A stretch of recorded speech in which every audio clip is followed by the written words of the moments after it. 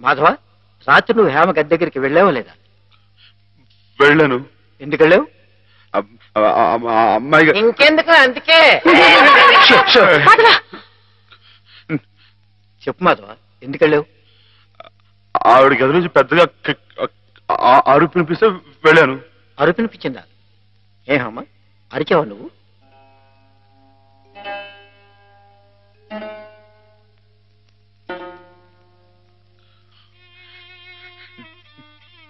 చెప్పడమ్మాయి గారు, రాత్రి మీరు అరవలేదు. మాట్లాడండి, నాకు మీరు అక్కడే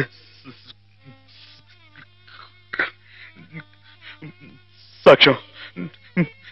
వీళ్ళంతా నన్ను తప్పడుతున్నారు, నన్ను నానా మాట్లాడుతున్నారు. మాట్లాడండి.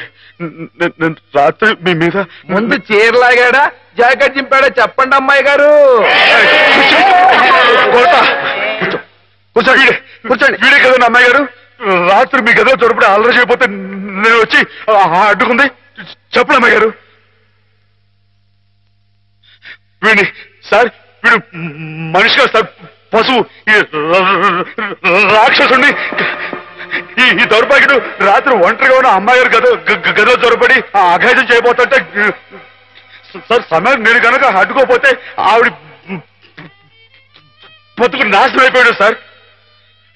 వీడింత ఘోరం చేసినా వీడితో ప్రభు క్షమాపణ చెప్పించకుండా ఏ తప్పు చేయండి నన్ను తప్పుపట్టి మీరు పెద్ద తప్పు చేశారు.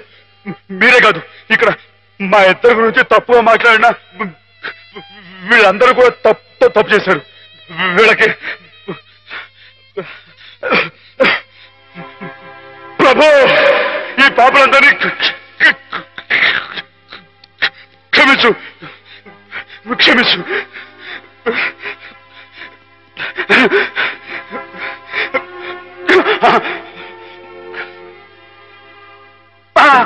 అమ్మా,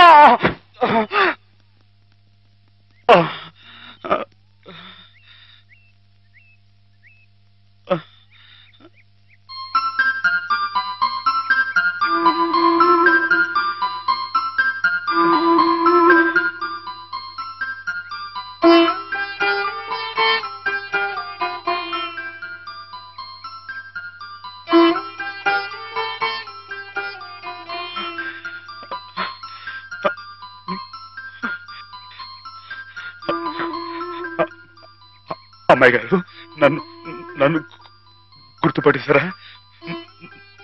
మన ఇక్కడ ఉండొద్దు, మన ఇంటికి వెళ్ళిపోదాం. పదండి, రండి అమ్మాయి గారు. ఎవరు నువ్వు?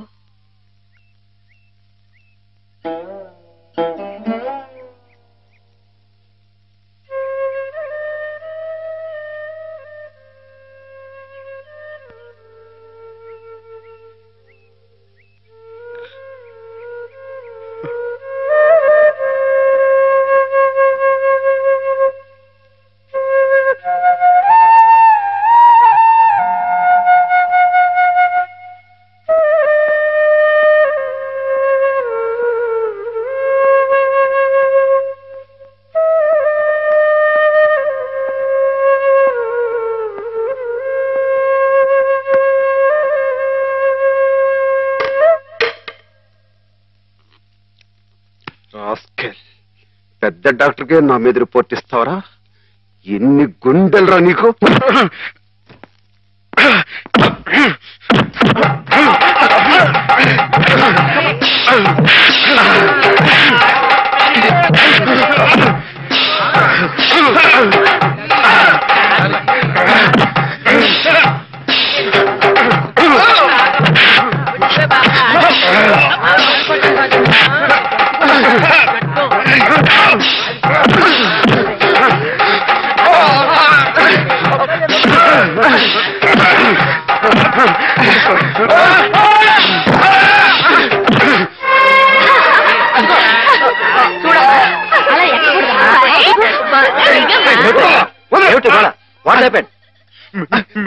మీకు తన పేరు చెప్పారని నన్ను కర్ర తీసుకుని కొట్టాడు సార్.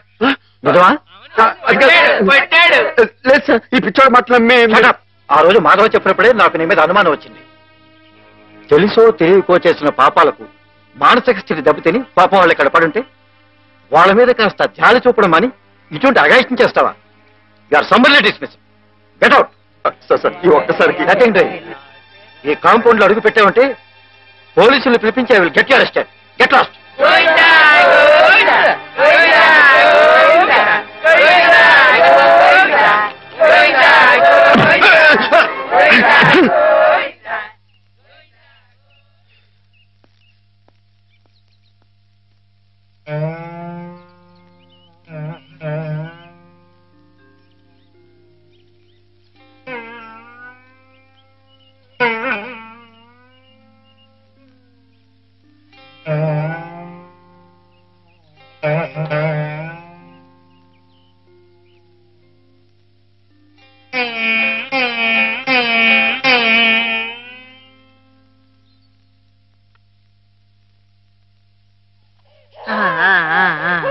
అయితే ఒక 2 నెలల్లో అమ్మాయిని తీసుకెళ్ళొచ్చన్నమాట. ఈ ఇంప్రూవ్మెంట్ చూస్తే అలాగే అనిపిస్తుంది. నమస్కారం. నమస్కారం అమ్మా. ఆమెను పిలిపిస్తాను, కూర్చోండి. హేమ పరిస్థితి మెరుగైందని విన్నాను. అంతా నీ చలవే మాధవ. నాదే ఉందండి, అంతా పయోడు దయ. హలో మాధవ. నమస్కారం డాక్టర్ గారు. ఎక్కడయ్యా? అయ్య బాబాయ్, ఇక్కడ అండి. ఏమిటి సంగతి? ఇది improving, isn't it? Yes, doctor.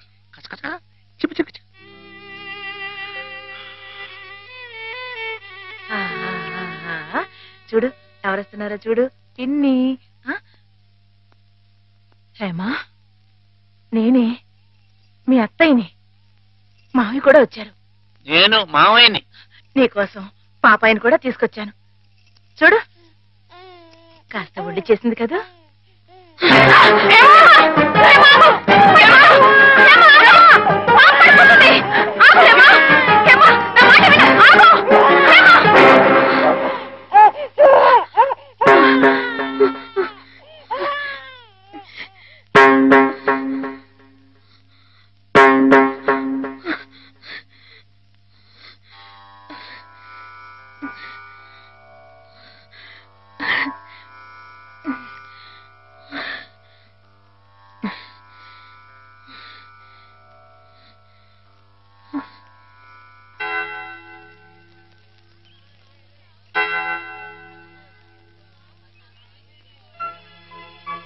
పాపం తెచ్చి నాకు అప్పగించిందంటే తన వస్తువుల్ని తన మనుషుల్ని గుర్తుపడుతున్నమాటే కదా సరస్వతి. నిజమే. మామూలు మనుషుల్లో ఒకరి మీద ఒకరికి అభిమానం ఎందుకు ఎలా కలుగుతుందో తెలియనట్టే ఈ పేషెంట్స్ లో కూడా ఒకరిని చూస్తే అలా దగ్గరైపోతారని డాక్టర్ గారు కూడా మీ ఇద్దరి గురించి అనుకుంటున్నారు. మిగతా వారి ప్రమేయం లేకుండా మీ ఇద్దరే కలుసుకునేలా ఏర్పాటు చేస్తాను. ఆమెలో పాత జ్ఞాపకాలు మళ్లీ చిగురించేలా ప్రయత్నం చేయకూడదు. నేనే నిన్న సహాయం అడగాలనుకున్నాను సరస్వతి, కానీ నేను చేస్తున్న ఈ చిన్న పని ఆమె గురించి మీరు ఇక్కడ అనుభవిస్తున్న బాధ కన్నానా?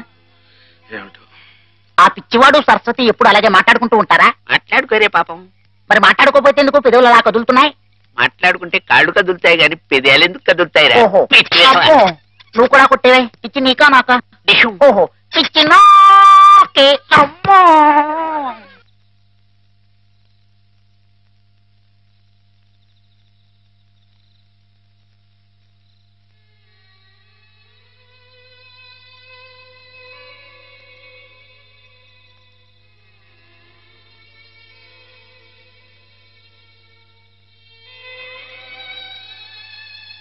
ఇందాక నువ్వు ఆ పాపనిచ్చేవి, ఇదిగో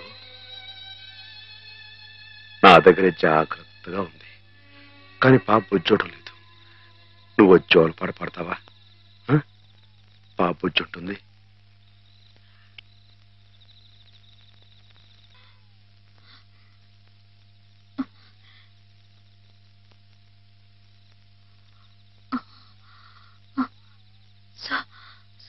సరస్వతి, హేమా, నేను ఇక్కడున్నానేమిటి? కొద్దిగా ఒంట్లో బాగుండకపోతే ఇక్కడికి తీసుకొచ్చారు. రేపింటికి వెళ్ళిపోదు గాని. ఇందాక జోలపాట పాడింది మాధవ. మాధవే కదూ? అతను ఇక్కడున్నాడేమిటి? చెప్పు సరస్వతి. Soldier get up. మన సరిహద్దుల దగ్గర ఏదో అలజడి వినిపిస్తోంది. మన సైనికులు ఆల్రెడీ ట్రైన్ లో బయలుదేరిపోయారు, కానీ ఇంజన్ లేదు. నువ్వే ఇంజన్ ఉన్నారు కదా మేజర్. నేను నేల మీద హెలికాప్టర్ లో ఎగురుతూ పైన పెడుతున్న ట్రైన్ లోకి శత్రువులు దూకుండా చూడాలి. That's my duty. ఏమిటి మేజర్, కింద నేల మీద హెలికాప్టర్ ఎగురుతూ ఉంటే పైనుంచి ట్రైన్ వెళ్తుందా? ఎస్, ప్రపంచ యుద్ధాలు అలాగే జరుగుతాయి. మనం ఏం చేయలేం. కమాన్. నేను ఆ ట్రైన్ ఎక్కి అలాగే వెళ్ళిపోనా? నువ్వు మా సైన్యంలోనే ఉండాలి. అలాగే మేజర్. Thank you. కమాన్. అలాగే.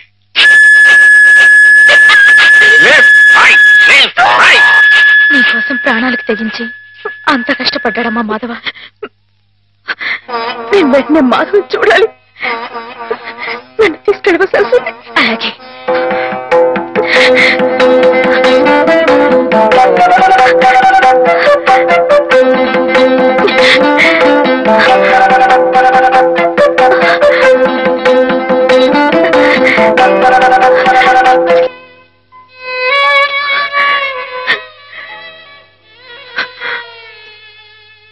రైలు ఇటు ఆగిపోతే ఎట్ట?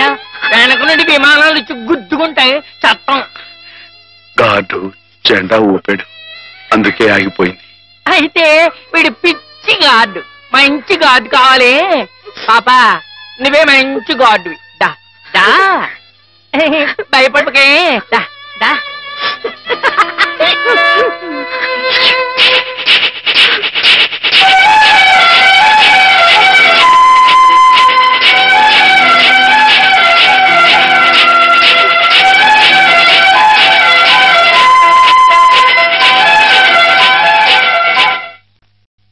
నాన్న, మా పెళ్లికి ముహూర్తం పెట్టించమని సిద్ధాంత్ గారికి చెప్పావా? అవునరా, బావ పోయి అప్పుడే ఏడాది కావస్తుంది.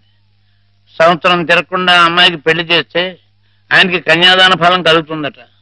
మరి పక్షం రోజుల్లో సంవత్సరం రాబోతుంది. అందుకే ఈ లోపల ఏదైనా మంచి ముహూర్తం ఉంటే చూడండి అని చెప్పాను. వద్దు నాన్న, నువ్వేం తొందరపడకు.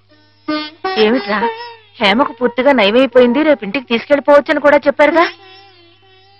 ఏమైనా హేమన్ నాకు ఇచ్చి చేయడం న్యాయం కాదు. న్యాయం కాదా? అదేమిట్రా?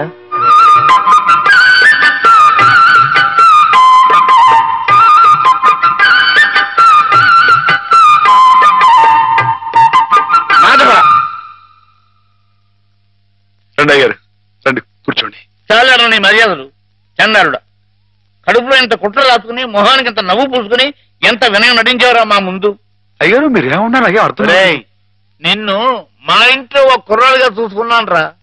అందుకే హేమ నువ్వు కలిసి తిరిగిన, హేమ నీ ఇంటికి వచ్చినా నీ మీద నాకు వేసమెత్త అనుమానం కూడా కలగలేదురా. ఒరేయ్, హేమ చిన్నప్పటి నుంచి నా ఇంటి కోడలు అవ్వాలని అవుతుందని ఎంత మర్చిపోయాను రా. అలాంటి పిల్లని ఎగతన్నుకు పోయి నువ్వు పెళ్లి చేసుకోవాలనే దుర్బుద్ధి ఎలా కలిగిద్దా నీకు? బావగారు ఎంత అభిమానించేవారు. ఆయన రాసిన కావ్యాలన్నీ అంకితం కూడా ఇచ్చారే నీకు. అటువంటి మహానుభావులకి ఇంత స్వామిత్రోహం ఎలా తలపెట్టావురా అప్రాచుడా? ఒరే, ఆయన బ్రతుకుంటే ఇప్పుడు రా నీ దురాలోచన తెలిసి గుండె పగిలి సచ్చుండేవాడు రా. ఇంకా ఎందుకురా వెధవ బ్రతుకు?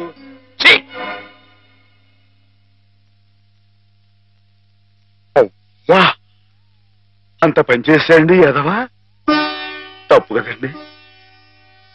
ఎరా, తెన్నింటి వాసాలు లెక్క పెడతావా? అసలు ఈ పుట్టగతులు ఉంటాయరా? ఇట్టండి అదేనండి, ఇట్ట ఏదో పని చేస్తాను వదిలిపెట్టండి. నరికి పోగులు నీకేం తెలుగు అమ్మాయి గారి మీద నీకు నీకు పాడుబుద్ధలా కలిగిందిరా. నువ్వు మనిషి కాదురా, పశువురా, పశువు. మీరు చెప్పుకోవడారా ఇలాంటి తప్పుడు చేస్తారు.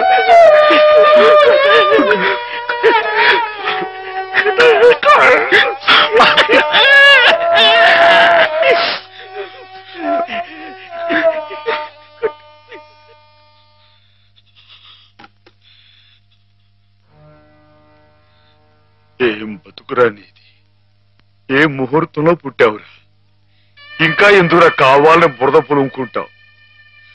నేను నానా మాట్లాడుతుంటే నేను అట్లాంటి వాడు కాదు బాబు అని చెప్పాడు. ఇంకా ఎందుకురా పిచ్చోళ్ళ నటిస్తావు? ఏం బాగుంకుందామని? నిన్ను చేరదీసి ఎంత అన్నం పెట్టిన వాళ్ళకి అన్యాయం చేసే మనసు అది. మనసు మనసు చెప్పుకోరా. నీ బతుకు గురించి ఆలోచించకుండా వాళ్ళ రుణం తీర్చుకోవడానికి ఉన్న హస్తం తమ్మేసి వాళ్ళకి సాయం చేసేది అది నువ్వు చేసిన తప్పు. నువ్వేమిటో నీ భవిష్యత్తు ఏమిటో చూసుకోకుండా వాళ్ళు బాగుండాలి వాళ్ళోళ్ళు బాగుండాలని 24 గంటలు ఏడ్చేవి. ఇలా ఇలా నానా మాటలు అనిపించుకోవడానిక? అమ్మాయి గారు అని ఒక దేవతలా చూసుకున్నావే. తడి దేవత చేసుకునేంత గిడురా మాటలు పిచ్చలవా? నీ బతుకి ఓ తోడు కావాలని కూడా చూసుకోకుండా అమ్మాయి గారికి మంచి తోడు దొరికిందని తెగ సంబరపడిపోయావే. దేనికిరా? దేనికి? ఇలా పిచ్చోళ్ళ మధ్య నరకేతం అనిపించడానిక? ఏదో ఓ తాగుబోతే అథవా నానా కూతురు కూర్చోడంటే వదిలేయచ్చు. కానీ చిన్నప్పటి నుంచి నువ్వెవరో నువ్వేంటో తెలుసునా ఆ పెద్ద అన్నారే మాట్లాడినారంటే ఒరే మాధవా, నిన్ను ఆ దేవుడు కూడా అర్థం చేసుకోలేదా? అర్థం చేసుకోలేదు. కుళ్ళు ఏడు చచ్చిపోయేదాకా ఏడవరా ఏదవా నీ మొక్కలు ఏదవరి. మాధవా మాధవా ఎక్కడా? మాధవా బయటికి రా. వస్తున్నా. లోపల ఏం చేస్తున్నావు? చెప్పకూడదు. మరి అంతసేపు ఇలాంటి పిచ్చి పిచ్చి జోక్ వేసావంటే ముఖం మరి కొట్టండి. పిచ్చి నీకా నాకా? పిచ్చి నీకే. మాధవ చచ్చిపోతా. చాలా బాగుంది.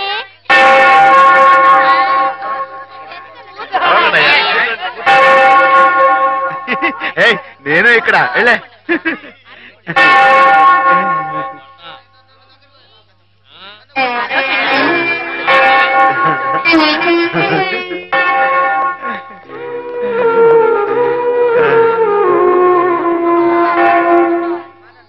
ప్రభులు వచ్చారా? ప్రభులు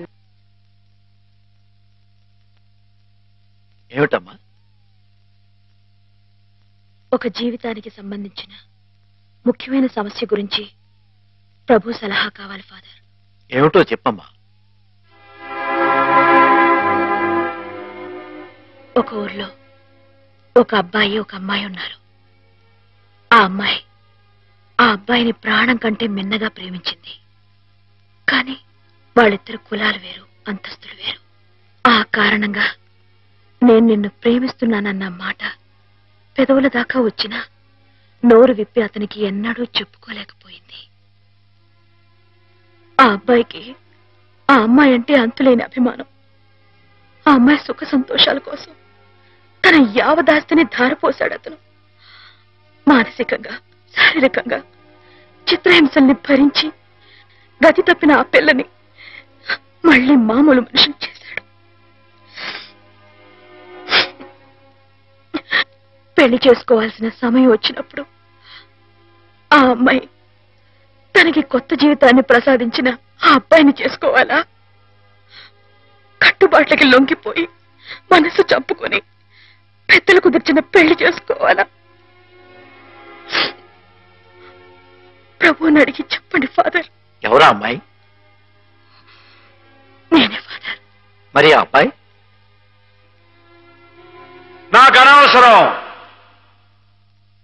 ఆ అబ్బాయి ఎవరైనా సరే నాకు అనవసరం. అటువంటి అడగకూడని ప్రశ్నలకు ప్రభు మేము సమాధానం చెప్పంగాక చెప్పం. అంతే. చెప్పం. ప్రభుని పిచ్చి పిచ్చి ప్రశ్నలు వేస్తారా? ప్రభు కోపం వచ్చి పైకి వెళ్ళిపోతాడు. నేను ఇక్కడ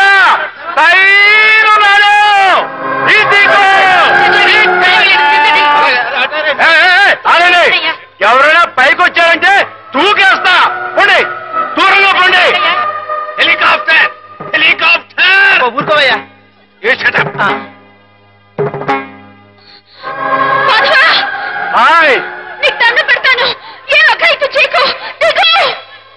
మేము మనిషిని పుట్టించినప్పుడు అతనికి కులం లేదు, మతం లేదు. కానీ కానీ మీకు మీరే కట్టుబాట్లు పెట్టుకున్నారు. మీరు పెట్టుకున్న ఆచారాలు మీరు గౌరవించి తీరాలి. కాదంటే నేను నా ప్రభు ఇక్కడి నుంచి దూకేస్తాం. అప్పుడు మీకు దేవుడు ఉండడుగా. ప్రవర్తిస్తున్నావు. ఆ మాటలకు అర్థం ఏమిటో నాకు తెలుసు. నా మాట విని దిగిరా మాధవా. గౌరవించి తీరాలి. మన ఇష్టానికి మనం ప్రవర్తించే వాళ్ళ మనసును ఒప్పించకూడదు. ఇక్కడున్న వాళ్ళందరూ ఈ మాట ఒప్పుకుంటేనే నేను కింద దిగొస్తా, లేకపోతే ఇక్కడిని దూకేస్తా. మగవా దూకొద్దు, దిగు. దూకేస్తా దూకేస్తా.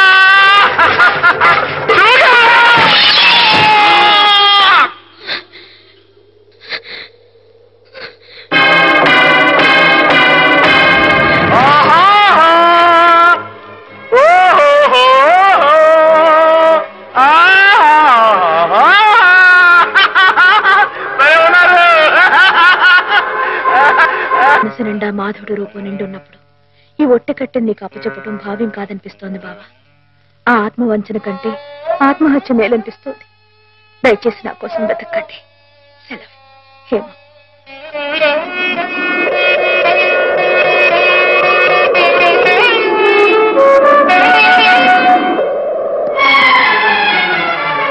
మాధవ, మాధవ, రానుంది. చాలా ఘోరం జరిగిపోయిందయ్యా. ఏం జరిగింది? శ్రీపతికి హేమకి సలక్షణంగా పెళ్లి జరుగుతుందని పెద్దలు ఈ రాత్రికే ముహూర్తం నిశ్చయించారు. కానీ ఈ లోపు ఇది చూడు. ఏమిటిది? హేమ ఉత్తరం రాసిపెట్టి ఎక్కడికో వెళ్ళిపోయింది.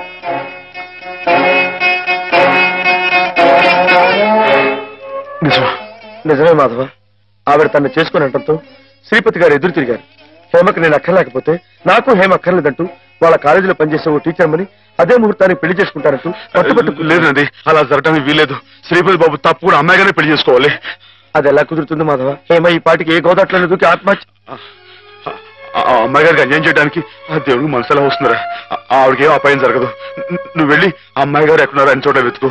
నేను ఇక్కడి నుంచి ఎలవలా వచ్చి శ్రీపతి బాబు కాళవేళ పడి ఆ అమ్మాయి గారిని పెళ్లి చేసుడు చూస్తాను. నువ్వు వెళ్ళు.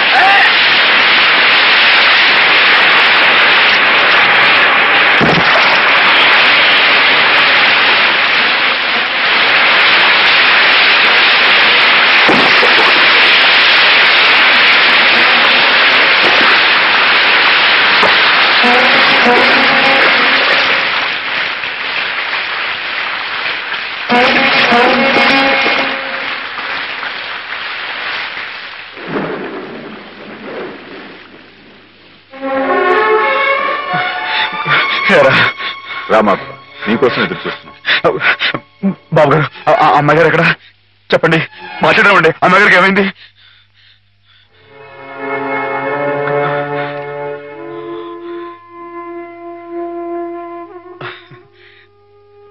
బాబు నేను విన్నది నిజమేనా? మీరు అమ్మాయి గారిని కాదని ఇంకెవరినో పెళ్లి చేసుకోవటం, ఏదేమైనా సరే ఆ అమ్మాయి గారి పెళ్లి విషయంలో మాత్రం అన్యాయం జరగకూడదు బాబు. నిజమే మాధవ, హేమ పెళ్లి విషయంలో అన్యాయం జరగకూడదు. అందుకే నన్ను చేసుకోవడం ఇష్టం లేక గోదావరిలో దూకిన హేమను ఒడ్డుకు చేర్చాను. నాకు ఇంకో అమ్మాయితో పెళ్లి జరగబోతోందన్న అబద్ధంతో నిన్ను ముహూర్త సమయానికి ఇక్కడికి రప్పించాను. హేమకు అన్యాయం జరగకూడదని నీ మనసులో గట్టి కోరిక కనుకుంటే నేను చెప్పినట్టు చెయ్యి. ఆ గోదావరి తల్లి నీకు హేమకు కూడా మంగళ స్నానం చేయించింది. సుముహూర్తం ఇంకో 15 నిమిషాల్లో ఉంది. అక్కడ కళ్యాణం వెతుకుంది, ఇక్కడ హేమ సిద్ధంగా ఉంది. ఇవిగో పట్టుబట్లు, ఇవి కట్టుకుని హేమ మెళ్ళో మాంగళ్యం కట్టు మాధవ.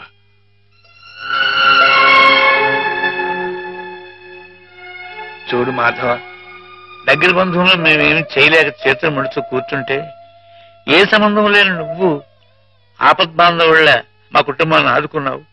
హేమకి అండగా నిలిచావు. హేమకు నీ మీద, నీకు హేమ మీద ఉన్న ప్రేమ ఎంత పవిత్రమైందో ఇప్పుడు తెలుసుకోగలిగాను. తొందరపడి నీ ముందు నోరు జారినందుకు పెద్ద మనసుతో నన్ను క్షమించి హేమ చెయ్యేందుకు బాబు. అవును మాధవ, అన్నయ్య తన కావ్యాల్ని నీకు అంకితం చేసి ఆ రోజే నిన్ను తన అల్లుని చేసుకున్నాను. హేమ మెళ్ళో నువ్వు 3 ముళ్ళు వేస్తే ఆ లోకాన్ని ఉన్న మా అన్నయ్య ఆత్మ శాంతిస్తుంది మాధవ. లేదండి, ఇది జరగని పని. జరగని పని అంటే కులం గురించా నీ సమస్య మాధవ? నీలా యాదవుడైన కృష్ణుడు ఎవరిని చేసుకున్నాడు? క్షత్రియకన్య సత్యభామని చేసుకోలేదా? రాచకన్య రుక్మిణి చేసుకోలేదా? హేమ కూడా క్షత్రియకన్య మాధవ. మీరెవరు ఎంతగా చెప్పినా సరే ఎందుకో నా మనసు ఒప్పుకోవడం లేదు. ఆ అమ్మాయి గారు మీ సొంత మనిషి, ఆవిడ మీరే పెళ్లి చేసుకోవాలి.